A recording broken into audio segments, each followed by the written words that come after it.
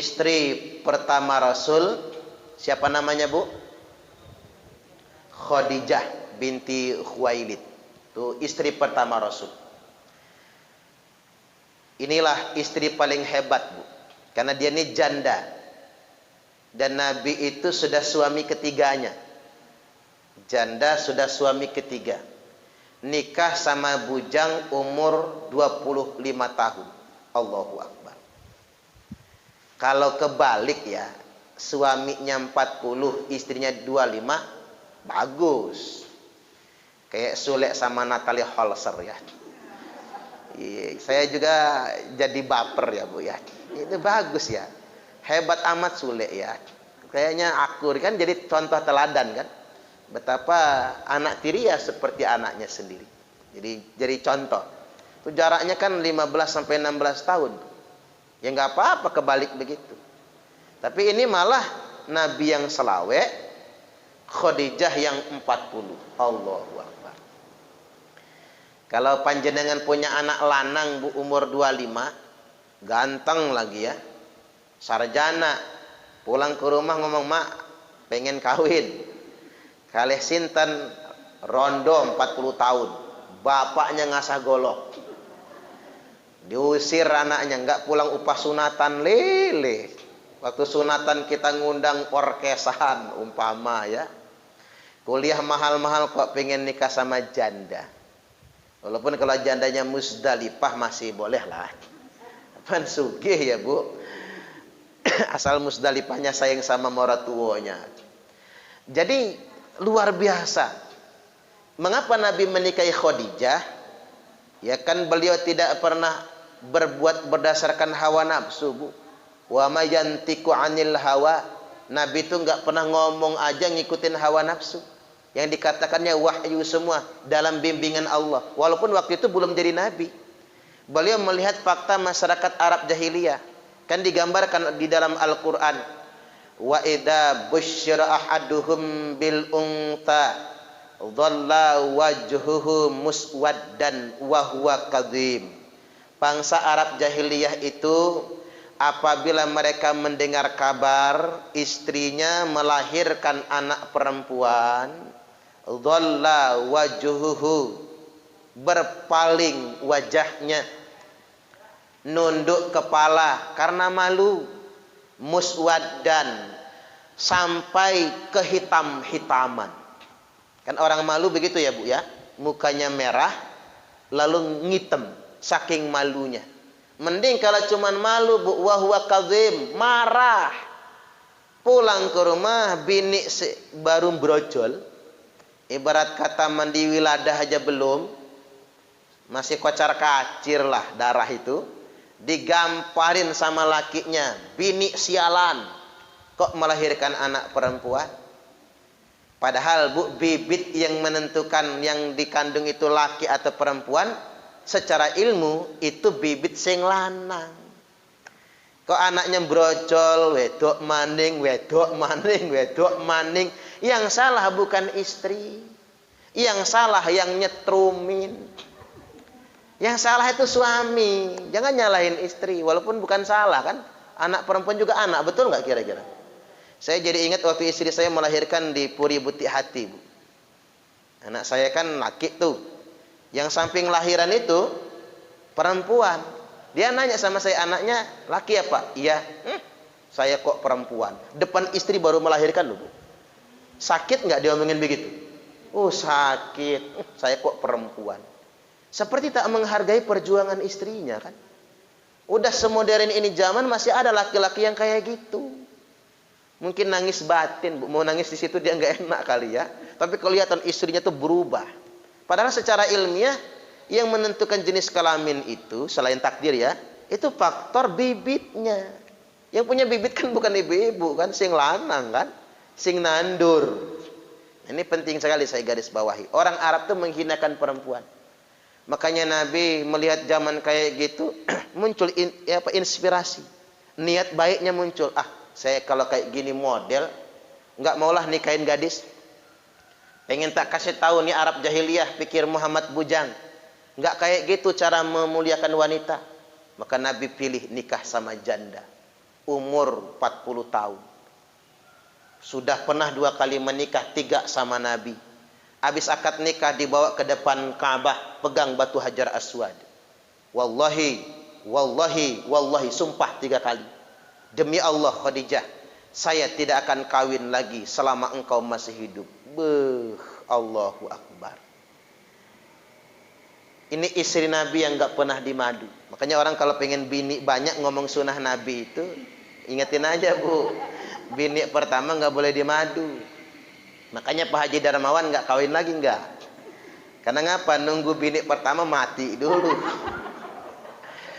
Cuman Bu Ekawati gak mati-mati ya Bu Haja. Jangan-jangan Pak Haji duluan nantinya.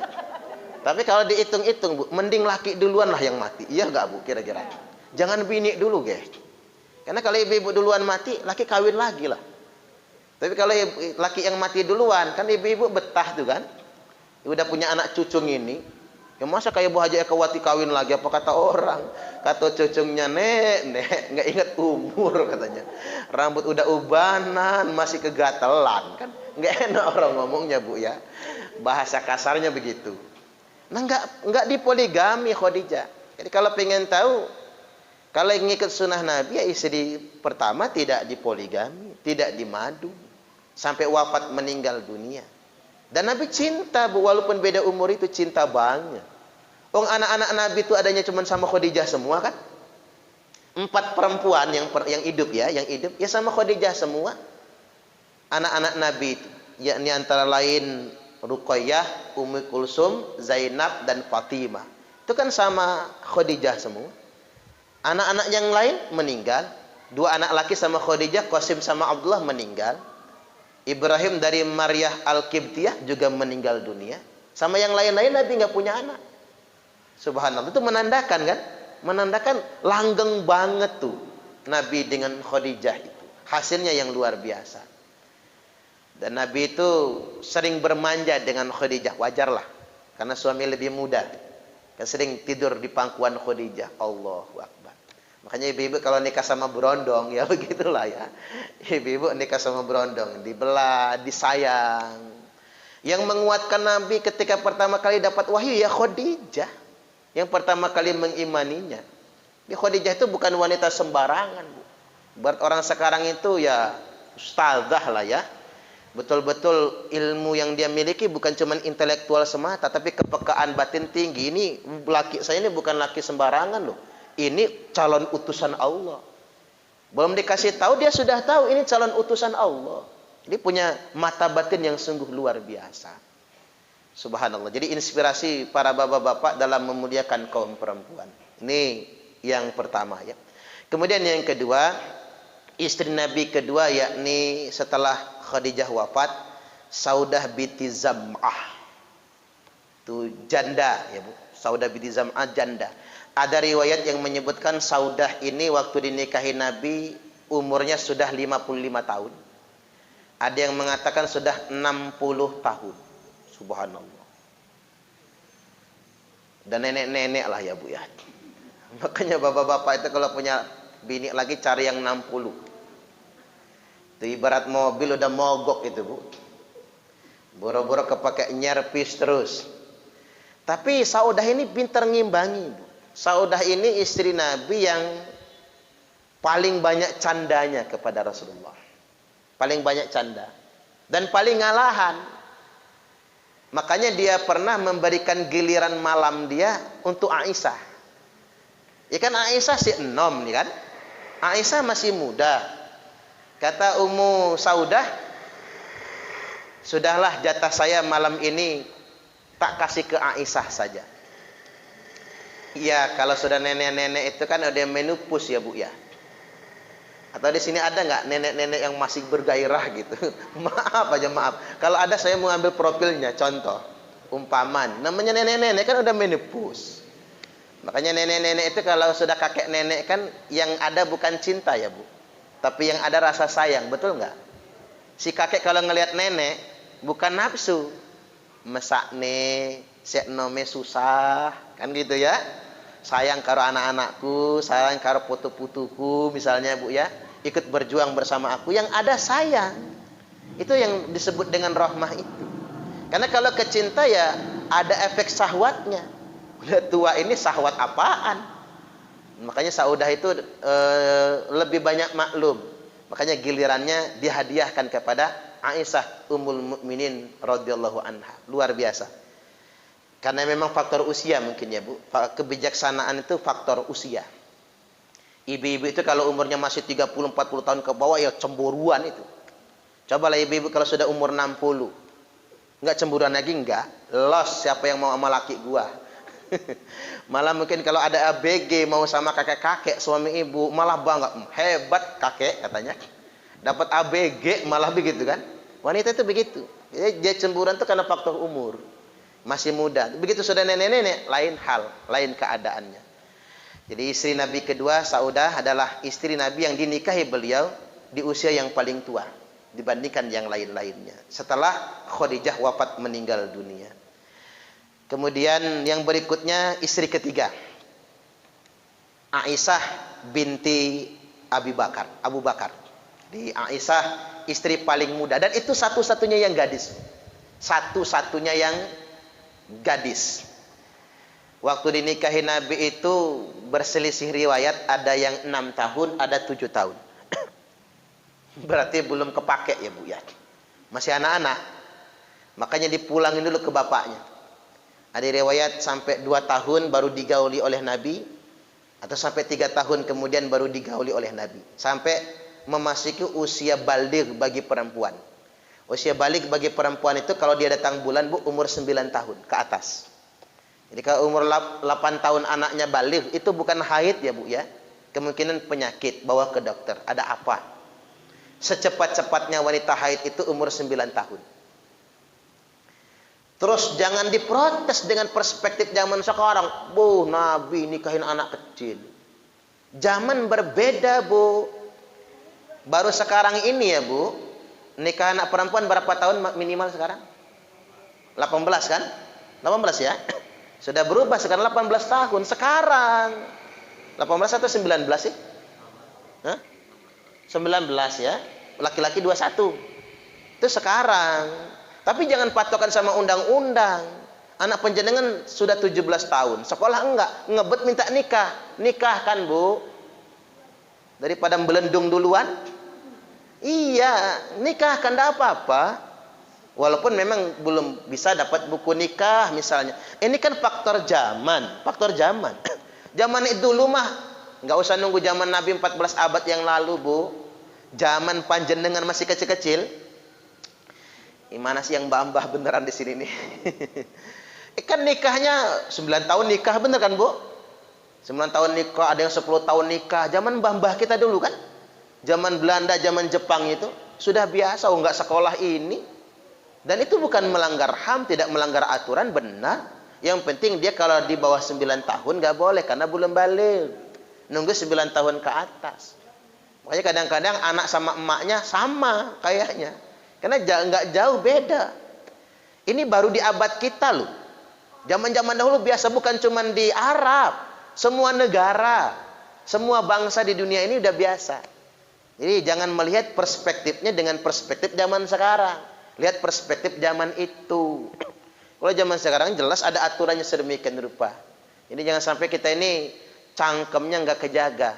Menistakan kemuliaan Rasulullah Sallallahu Alaihi Wasallam. Kayak orang-orang yang benci sama Nabi, orang-orang yang membenci Islam ya Bu. Muhammad mania menikahi anak kecil, naudzubillah. Dia tidak tahu tentang kemuliaan Rasulullah Sallallahu Alaihi Wasallam. Ya karena dia nggak tahu, kita doakan dapat hidayah. Kalau dia nggak tahu. Tapi kalau terus-terusan mencaci, kan Nabi itu kekasih Allah. Ibu-ibu punya suami, sayang sama suami. Suami dihina orang marah nggak Bu? Marah. Apalagi Nabi itu kekasih Allah. Ya orang yang menghina Nabi tunggu aja dari Allah. Walaupun Allah kasih kesempatan, tobat dulu lo, berubah. Masih nggak juga, 2, 3 kali, 4 kali, 5 kali, 6 kali, 7 kali, 17 kali masih juga. Ada saatnya Allah memberi peringatan. Atau bahkan hukuman secara langsung. Jadi sedemikian rupa. Jadi Aisyah ini satu-satunya istri Nabi yang gadis. Istri Nabi yang paling cerdas ya Bu ya, paling cerdas. Makanya kalau hadis paling banyak dari Aisyah Ummul Mukminina radhiyallahu anha. Ulama alimah, ulama perempuan di kalangan sahabat Nabi. Dan Nabi menikahi Aisyah atas perintah dari Allah. Atas perintah dari Allah. 3 malam berturut-turut mimpi menikahi putrinya Abu Bakar. Kata Nabi berucap, mudah-mudahan mimpi itu menjadi perintah. Lalu turun malaikat Jibril memerintahkan Nabi agar menikahi Aisyah Ummul Mukminin radhiyallahu anha. Makanya waktu Nabi wafat, Bu, Aisyah masih umur 17 tahun. Ada riwayat mengatakan Aisyah sempat punya anak tapi meninggal. Maka ada juga yang riwayat mengatakan Aisyah belum punya anak. Ditakdirkan oleh Allah untuk menjadi ulama. 17 tahun. Sweet 17 ya. 17 tahun itu masih cantik-cantiknya. Untungnya rondo Nabi haram dirabi. Jadi istri Nabi itu haram dinikah, jandanya. Tapi kalau janda ustadz boleh dinikah. Saya nggak pengen mati cepat, Bu. Karena istri saya masih muda, dikawin orang nantinya. Guyon tapi bener nih. Kayak Umi Pipik Dian Irawati kan. Dia kawin lagi, nggak usah dinyinyir. Boleh kok. Wong dia bukan rondo Nabi kok. Rondo Ustadz Jeffrey Al-Bukhari. Tidak masalah itu. Jadi Aisyah Ummul Mukminin paling cerdas, ulama alimah di kalangan sahabat Nabi, dan banyak sekali hadis-hadis yang diriwayatkan dari beliau. Makanya hampir semua kegiatan ibadah termasuk urusan rumah tangga diriwayatkan dari Aisyah Ummul Mukminin radhiyallahu anha. Istri Nabi yang sering dipanggil ya Humairah, wahai yang kemerah-merahan, sing abang. Humairah itu, Bu, putih kemerahan. Bahasa kitanya pink merah jambu. Makanya bapak-bapak itu kita himbau kan manggil istrinya ya Humairah. Wahai yang kemerah-merahan, kan cenderungan pink ya, Bu. Aturan dipanggil ya Humairah, wahai yang kemerah-merahan. Dan udah serba pink, kerudung pink, baju pink, androk pink, kaos kaki pink, sendalnya pink, jilbab pink, bedak pink, gloss on pink, lipstick pink. Boro-boro dipanggil ya Humairah, malah dipanggil anak babi, mau kemana ya? Mentang-mentang anak babi pink juga. Gelarnya ya Humairah, wahai yang kemerah-merahan. Aisyah Ummul Mukminin. Selanjutnya yang keempat, Hafsah binti Umar. Jadi mertua Nabi itu Abu Bakar mertua Nabi ya, Bu ya. Umar bin Khattab mertua Nabi juga. Hafsah binti Umar.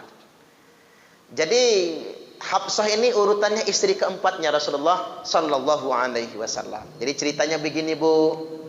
Si Hafsah ini suaminya mati syahid di medan tempur. Meninggal dunia.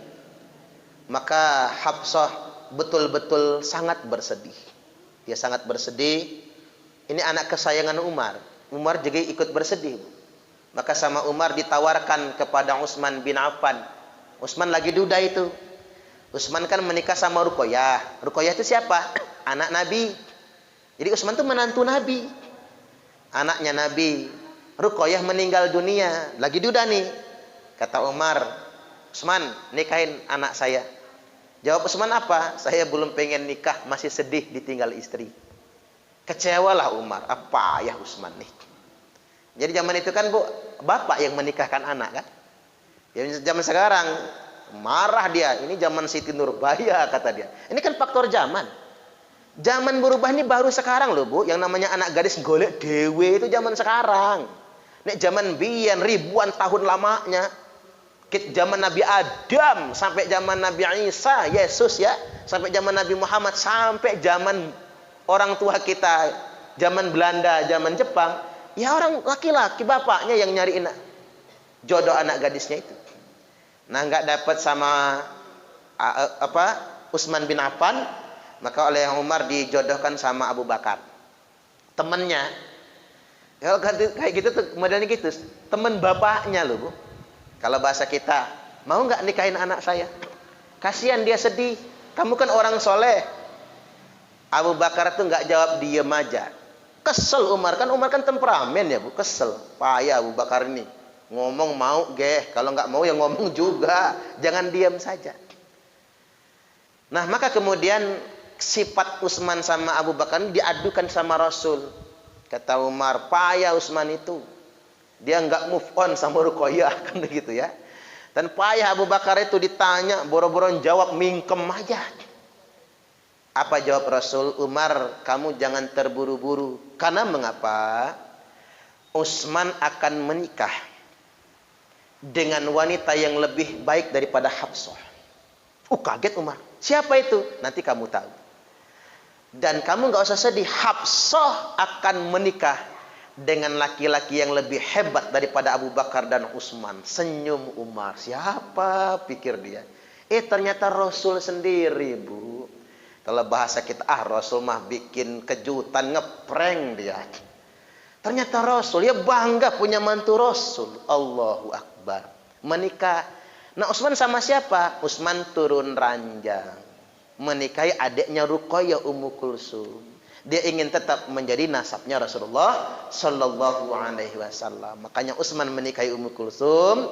Kemudian Zainab dinikahi, Hafsah dinikahi oleh Rasulullah Sallallahu Alaihi Wasallam.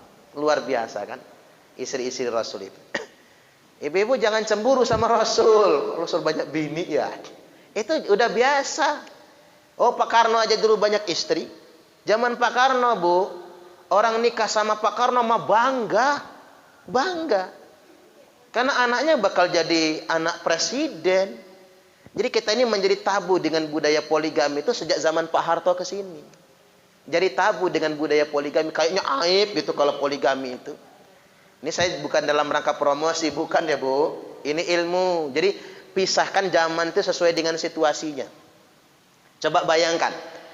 Wanita di zaman Arab jahiliyah itu, ya mending nikah sama Nabi kan daripada nikah sama kafir Quraisy. Betul nggak kira-kira? Kalau nikah sama Nabi ya berarti jadi ummul mukminin, wanita penghulu surga. Nanti dijejer di surga Bu istri-istri Nabi. Ini yang namanya Zainab. Ini yang namanya Hafsah. Ini yang namanya Sauda. Ini yang namanya Siti Khadijah. Allahu Akbar. Subhanallah. Hafsah ya, putrinya Umar bin Khattab. Hafsah ini yang pernah kena tabok sama bapaknya, Bu. Gara-gara ngambekin Rasulullah. Jadi kalau ibu-ibu ngambek maklum, istri Nabi aja ngambek soalnya. Gara-gara ngambekin Rasul, kena tabok si Hafsah sampai pingsan. Kata Umar, biar aku yang menghukum Hafsah, jangan Rasul. Makanya ilmu tuh buat laki-laki, kalau istri suka ngambek, enggak usah digebuk sendiri.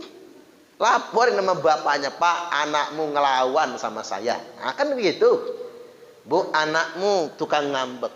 Solusinya sedemikian rupa. Nabi nggak pernah memukul istrinya, walaupun cuma sekali. Jadi, kalau ngikut sunnah Nabi tidak boleh memukul istri. Istri yang kelima. Yang kelima namanya Zainab binti Khuzaimah. Zainab binti Khuzaimah ini istri dari sepupu Nabi. Jadi Nabi punya sepupu tuh ya Bu. Sepupunya wafat meninggal dunia dalam perang Uhud. Wafat meninggal dunia dalam perang Uhud. Nah istrinya menjanda. Kan kasihan terlantar. Apalagi orang Arab jahiliyah nggak ada wanita yang cari nafkah. Di Arab zaman dahulu maksud saya, bukan jahiliyah. Kan zamannya sudah nggak jahiliyah lagi. Apalagi zaman sekeras itu, maka Nabi menikahi janda dari sepupunya sendiri. Yakni Zainab binti Khuzaimah. Dalam sejarah keagungan Zainab binti Khuzaimah, beliau terkenal dengan sebutan Ummul Masakin, ibunya orang-orang miskin. Karena dia ini ibu paling rajin bersedekah. Jadi dapat harta dari Baitul Mal, oleh dia tidak diboroskan. Makan secukupnya, sekedarnya, lebihnya langsung dibagi-bagikan. Jadi orang yang sangat cinta dengan orang-orang miskin, orang du'afa. Nah ini yang perlu saya sampaikan Bu. Itulah sebabnya mengapa kita berbagi. Sampai ada kita gerakan serbu ya Bu ya. Karena Islam yang sebenarnya itu ya begitu. Nolong orang-orang yang lemah. Bahagia kita ini hidup berbagi. Mumpung lagi ada. Kalau lagi nggak ada, lagi bangkrut, coba dulu lagi banyak duit ngasih. Coba sudah terlanjur kan, duit sudah habis. Makanya saya harus pulang Bu ke kampung sebulan sekali paling telat. Karena mumpung lagi ada, ngasih ibu, ngasih kakak, ngasih ayu, ngasih ponakan, ngasih keluarga. Mumpung ada. Kau lagi nggak ada nanti nyesel. Ngapa kemarin-kemarin lagi ada nggak ngasih? Harus kayak gitu. Nggak kurang kok Bu ngasih itu. Rezeki kita nggak akan berkurang, apalagi ngasih orang tua. Rezekinya dilipat gandakan sampai 100.000 kali lipat kalau ngasih orang tua. Ngasih kerabat, selagi ada, nggak usah takut miskin. Mana kasat sadaqatum mimmal, sedekah tidak ngurangin harta. Haja Dwi itu kan ngurusin ponakan juga nggak miskin-miskin, saya lihat itu ya. Ikhlas saja, ikhlas. Ngurusin ponakan udah kayak anak sendiri, biarkan saja. Wong sudah janji Allah kok. Yang kaya kan bukan kita, yang kaya Allah. Betul nggak kira-kira? Allahul Ghani. Selanjutnya yang keenam, istri Nabi yang keenam adalah Ummu Salamah. Jandanya Abu Salamah ya Bu. Ummu Salamah ini terkenal katanya istri Nabi paling cerdas. Ummu Salamah itu paling cerdas.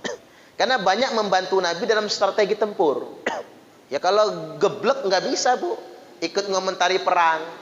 Mestinya nyerang dari sini, pasukannya begini. Itu bisa Ummu Salamah. Dan dia paling penyayang. Dan dialah Bu yang menyayangi Hasan dan Husain. Kan status itu cucung ya. Cucung tiri. Anaknya Ali dan Fatimah. Dialah yang merawat. Karena mengapa? Fatimah duluan wafat. Kan setelah Rasulullah wafat, yang nyusul kan Fatimah. Tidak lama. Jadi Fatimah Az-Zahra itu wafat muda. Di Ali itu cepat menduda. Makanya Ali itu selama menikah sama Fatimah kan tidak pernah poligami. Karena Ali pernah ngomong sama Nabi, pengen kawin lagi. Kan zaman itu kan nggak tabu punya istri dua kan. 3, 4, 5, 6 sampai belasan orang kan. Kata Nabi apa? Ceraikan dulu Fatimah. Baru kamu boleh kawin lagi. Loh ngapa ya Rasul? Poligami kan nggak haram. Kata Nabi, aku takut engkau melukai perasaan Fatimah. Allahu Akbar. Makanya setiap laki-laki daripada ribut pengen kawin lagi, contoh Nabi, jaga perasaan anaknya. Nanti kalau kamu kawin lagi, anakku yang terluka. Kalau kamu pengen betul kawin lagi, maaf Ali, ceraikanlah Fatimah. Aku akan carikan dia suami yang lain. Pasti banyak yang mau sama dia. Allahu Akbar. Kalau ibu-ibu ngomong begitu sama anak perempuan, nggak salah Bu. Karena Nabi nyontohin soalnya. Lakinya ngebet pengen kawin lagi. Misalnya mantunya Bu Siti Murtakiyah ya. Kamu kawin lagi silahkan. Mantunya laki perempuan Bu? Ada yang laki perempuan umpama ini. Tapi jangan didoakan. Jangan. Umpama. Nah, kamu boleh kawin lagi. Tapi ceraikan dulu anak saya. Aku takut kamu menyakiti hatinya. Kalau dia ada jodoh ya ibu kawin nikahkan lagi. Tapi kalau dia nggak ada jodoh ya sudah, nggak apa-apa. Boleh saja, itu nggak melanggar syariat Bu, nggak jadi masalah. Bahkan anak gadisnya minta syarat sama calon suami. Saya mau nikah sama kamu tapi saya nggak mau dimadu. Boleh, boleh. Bikin syarat itu boleh. Yang penting jangan mengharamkan poligami ya Bu. Mengharamkannya ya nggak boleh. Tapi kalau ibu-ibu nggak mau beri poligami, hak itu boleh. Nggak apa-apa. Itu manusiawi banget yang kayak gitu. Jadi demikian. Ummu Salamah ini yang menyayangi cucungnya Hasan dan Husain. Ya, bapaknya wafat meninggal dunia yang dibunuh oleh Abdurrahman bin Muljam ya Bu. Maka yang menghibur Hasan dan Husain walaupun sudah dewasa ya, sudah tua-tua adalah Ummu Salamah. Dan dia adalah orang yang mendapat nasib untuk sebagai saksi sejarah wafatnya Imam Hasan dan Husain. Subhanallah. Baik, yang berikutnya yang ketujuh sekarang. Zainab lagi. Ya, jadi istri Nabi yang bernama Zainab ada dua macam. Ada dua orang maksud saya. Zainab binti Jahsi.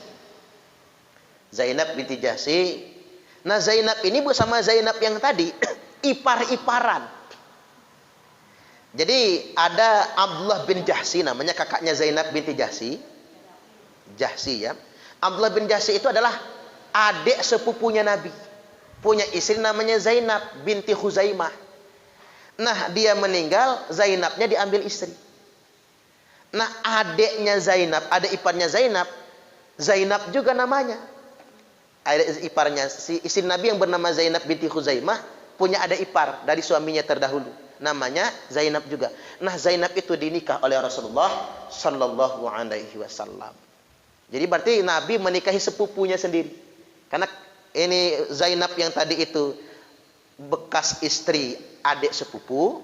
Nah Zainab yang kedua sepupu Nabi. Berarti boleh menikahi sepupu, boleh ya. Tidak apa-apa menikahi sepupu sendiri.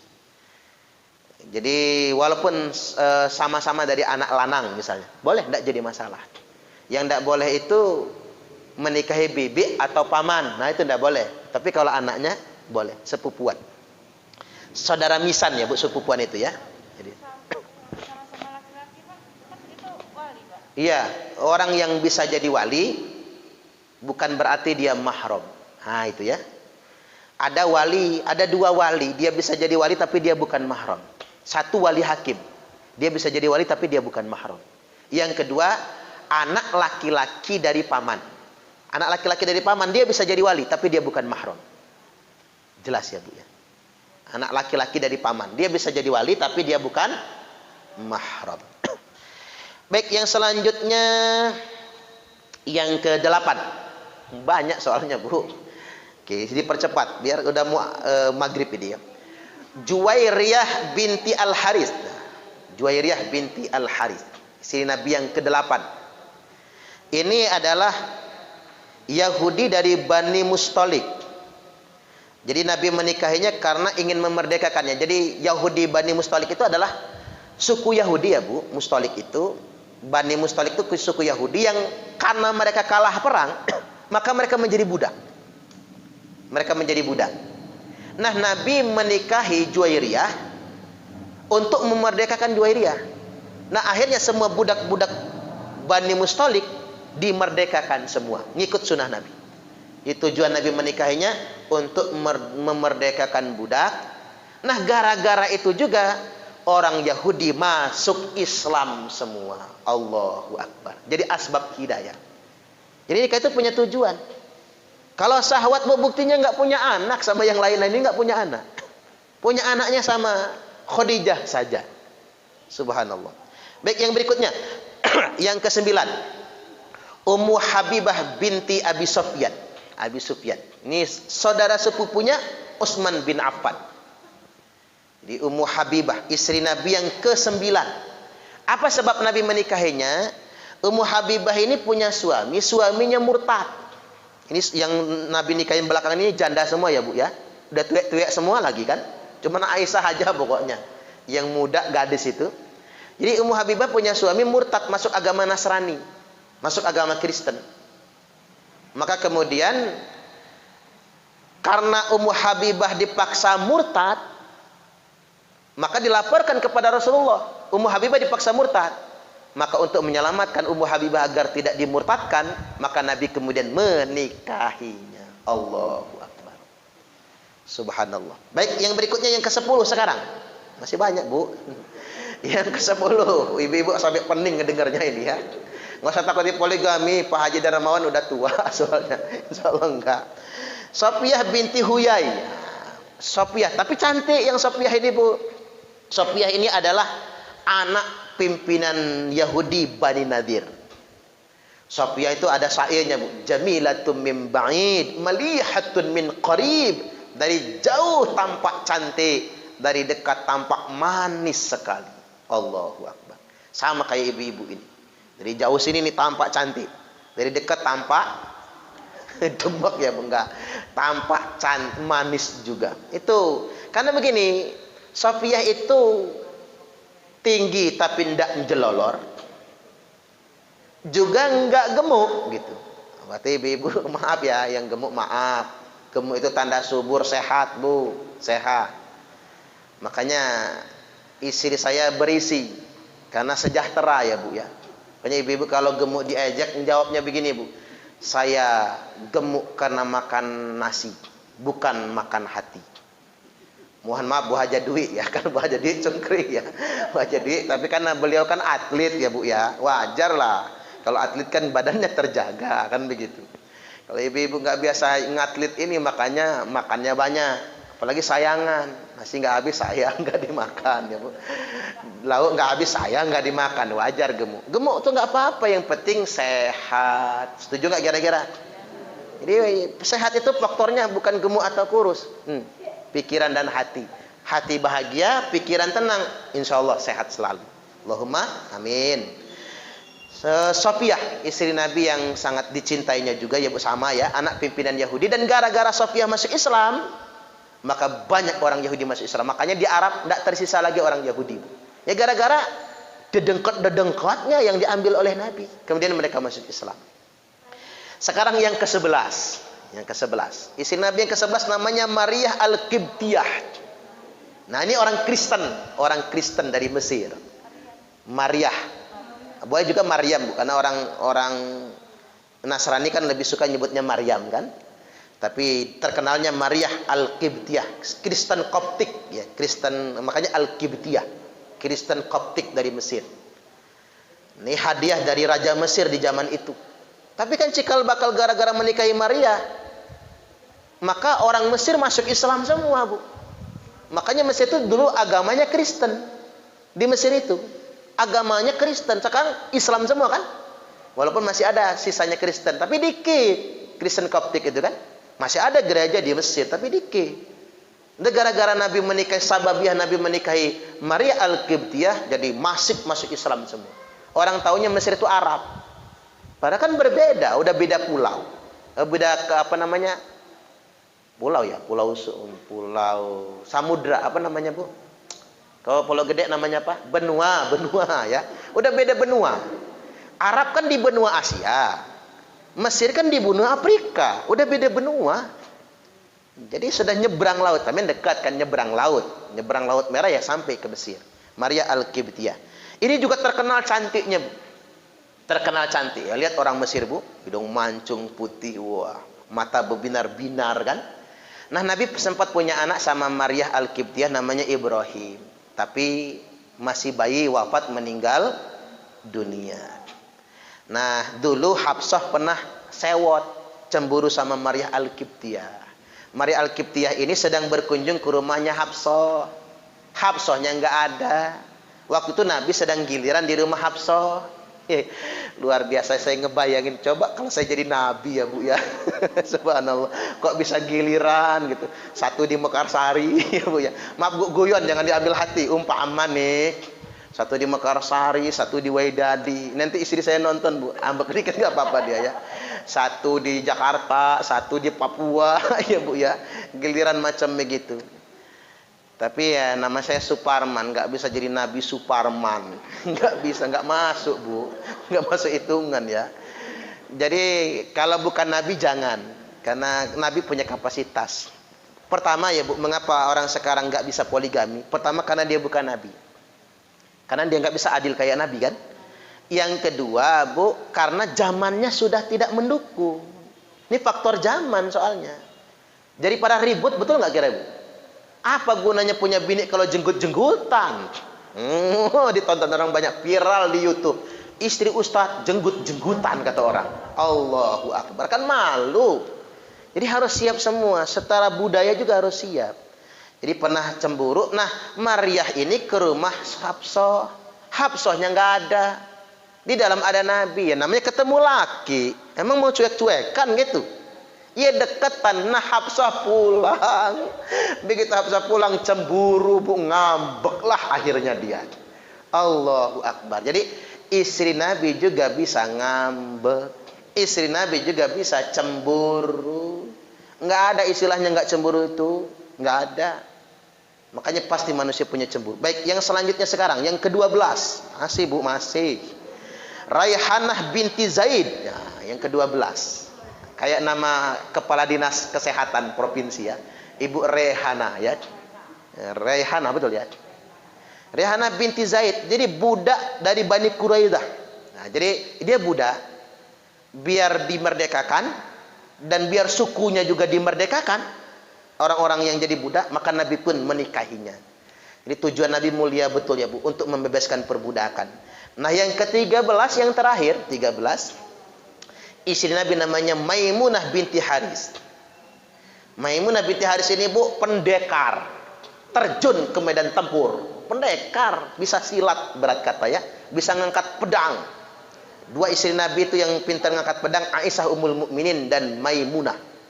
Itu yang pintar ngangkat pedang. Makanya orang yang namanya Maimunah biasanya gesit-gesit biasanya. Nyontoh istri Rasulullah SAW. Kalau pengen punya anak gesit, Maimunah namanya. Tapi kalau Maimunah lemot, itu salah nonton film. Karena yang ditonton film India terus ya Bu ya. Makanya lemot loadingnya. Lagi hamil nonton film India, lemot. Nyuci piring lama, masaknya kesuwen. Hanya ibu-ibu jangan yang lemot-lemot ya, yang harus cekatan. Ini 13 isi Rasulullah. Yang 13-nya ini Bu menjadi wanita penghulu surga semuanya. Mudah-mudahan kita nanti dikumpulkan bersama mereka. Allahumma amin, amin ya rabbal alamin. Yakinlah kalau ibu-ibu cinta sama Rasul, cinta kepada keluarga Rasul, yakinlah di akhirat nanti kita akan dikumpulkan. Almar'u ma'aman ahabba, seseorang akan bersama dengan yang dia cinta. Karena kita cinta kepada Rasul, maka kita akan dikumpulkan bersamanya. Baik, ada yang ditanyakan silakan. Bu Hajah, duit ya, ada. Silakan.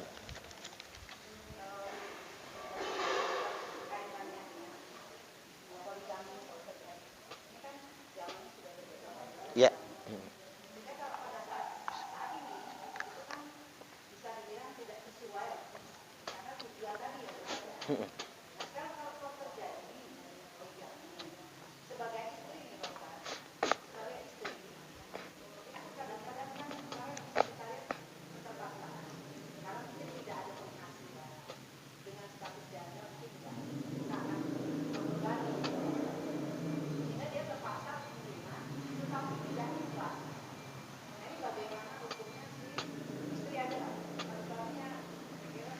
Ya, suaminya senang aja lah. Ya. Ya, betul ya Bu. Bahwasanya poligami itu di zaman sekarang itu tidak kontekstual, saya nyebutnya iya. Tapi kita jangan mengharamkannya. Karena kita nggak boleh mengharamkan sesuatu yang tidak diharamkan. Itu maksudnya ya Bu. Tapi kalau ibu-ibu nggak bersedia di poligami, nggak apa-apa, hak. Nah, ketika suami poligami, kan karena poligami itu kan kalau menurut hukum asal kan tidak izin istri sah ya, nggak apa-apa, boleh. Walaupun dalam undang-undang kan bisa dipidana, menikah tanpa izin istri ada pidananya. Nah, terkait dengan ini, ketika suami terlanjur poligami, apa sikap istri? Istri boleh milih. Ketika istri minta diceraikan, nggak salah, karena Nabi pernah meminta Ali ceraikan Fatimah. Kalau dia pengen nikah lagi, itu menunjukkan istri berhak minta cerai. Boleh-boleh saja ketika dia nggak tahan di poligami, nggak salah, dan itu tidak menyalahi prinsip-prinsip ajaran Islam. Artinya ada kelonggaran di situ. Tetapi ada kasus di mana istri tidak punya penghasilan, tidak bekerja, kan begitu ya. Dia nggak bisa menafkahi diri sendiri. Pulang ke orang tua beda loh Bu. Anak gadis selama ikut bapaknya beda sama janda pulang ke orang tua itu beda. Percayalah sama saya, rasanya beda. Saya sudah menyerap informasi dari janda-janda yang konsultasi ya Bu ya. Beda Ustaz, kalau masih gadis itu beda, tapi kalau sudah nikah terus janda pulang ke orang tua walaupun janda ditinggal mati, bebannya nggak enak. Ada rasa membebani, ada rasa gimana gitu. Sedemikian rupa. Akhirnya dia tidak sanggup menjanda. Dan dia bertahan, walaupun tidak ikhlas, bagus juga. Walaupun belum ikhlas, butuh waktu untuk ikhlas. Butuh waktu misalnya, walaupun dia nggak ikhlas juga nggak dosa bagi dia. Karena ikhlas kan nggak bisa dipaksa, nggak bisa ditekan. Dia akan lahir secara alamiah. Makanya saya salut itu sama ini Bu, istrinya Kiwil ya. Artis Kiwil. Istrinya Naimah apa siapa sih namanya itu? Rohimah, hafal ibu-ibu, hebat, hafal. Ini benar-benar tukang nonton TV ya. Rohimah itu bagus loh Bu. Ya dia nggak apa-apa, silakan Mas Kiwil. Kalau masih laku silakan. Yang penting saya dinafkahi, anak-anak saya dinafkahi. Subhanallah. Itu Rohimah itu mudah-mudahan masuk surga lah dia. Allahumma amin, amin ya rabbal alamin. Kiwil gitu. Malah yang nggak tahan tuh istri keduanya kan Bu ya, malah nggak tahan, akhirnya pisah, kawin lagi itu si Kiwil itu kan. Tapi istrinya hebat. Kalau ada wanita begitu dia coba ikhlas, bagus. Kayak siapa itu Teh Ninih Mutmainah ya, istrinya AA Game. Mulanya dia nggak ikhlas, akhirnya dia minta bercerai kan. Kemudian jatuh talak bain sugra kan kepadanya. Tapi dia tetap akhirnya dia coba ikhlas dan menikah sesama Agim. Dia tetap Allah anggap ikhlas. Makanya teh ninih mutmainah itu kita doakan masuk surga juga. Allahumma amin. Jadi sedemikian rupa. Jadi seandainya terpaksa kemudian kondisinya begitu, kembalikan saja kepada Allah. Ada hikmah di balik itu semua, tapi yang jelas ya jangan jenggut-jenggutan lah gitu ya. Terus anak dari istri muda ya anak suami juga. Karena ada yang kasus saya tangani begini Bu. Begitu suami meninggal, anak istri tua semuanya dapat warisan, anak istri muda telantar. Jangan, itu anaknya juga semua, jangan. Baik, masih ada? Lanjut aja Bu Haji Dwi kayaknya masih. Ya, satu ya. Ya, boleh. Jadi kaitannya dengan sujud sahwi.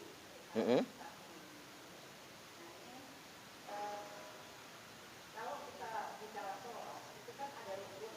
Rukun itu kan tidak bisa digantikan apapun. Ya. Tidak ada pengertian sujud sahwi itu untuk menyelamatkan. Ya. Itu apakah bisa semua? Semua rukun bisa kita atasi hanya dengan sujud sahwi. Iya, sujud sahwi itu tidak bisa mengganti rukun. Sujud sahwi tujuannya satu, kalau ibu-ibu ragu-ragu dengan jumlah rakaat, tidak tahu pasti jumlah rakaat sudah berapa, maka sujud sahwi ya. Pas pilih berapa rakaat yang kita pilih yang paling diyakini, lalu sujud sahwi. Yang kedua, orang yang sudah duduk, orang yang sholat tapi nggak tasahud awal. Tasahud awal karena bukan rukun, maka boleh diganti dengan sujud sahwi. Atau orang yang bermadzhab Syafi'i yang dia lupa kunut subuh, maka diganti dengan sujud sahwi. Jadi sujud sahwi hanya untuk mengganti sunnah ab'ad sama keraguan dalam rakaat sholat, begitu ya. Atau sholat kurang rakaat, tapi kalau kurang rakaat harus nambah rakaat lagi. Tapi karena sudah kadung salam, berarti salamnya 2 kali. Nah maka ditutup dengan sujud sahwi sebelum salam, ketika sudah nambah rakaat di sholat yang berikutnya. Nah kalau contoh begini Bu, orang sholat nggak membaca Fatihah, ngulang sholatnya, dan tidak perlu sujud sahwi, ngulang saja. Orang sholat nggak membaca Fatihah maka ngulang sholatnya. Betul ya. Kalau kurang rakaat nambah saja, bukan ngulang. Nah caranya begini, misalnya sholat asar 2 rakaat, cumanan, terus salam, udah kadang salam, lupa, udah kadang salam, lalu kita berdiri lagi, tapi takbiratul ihram lagi. Niat boleh, tapi 2 rakaat.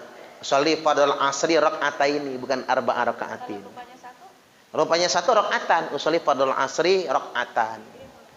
Jadi atau usolli fardhu minal asri. Jadi usolli fardhon minal asri misalnya. Fardhon minal asri, aku salat fardu dari asar. Atau begini, usolli fardhal asri rakaatan aja.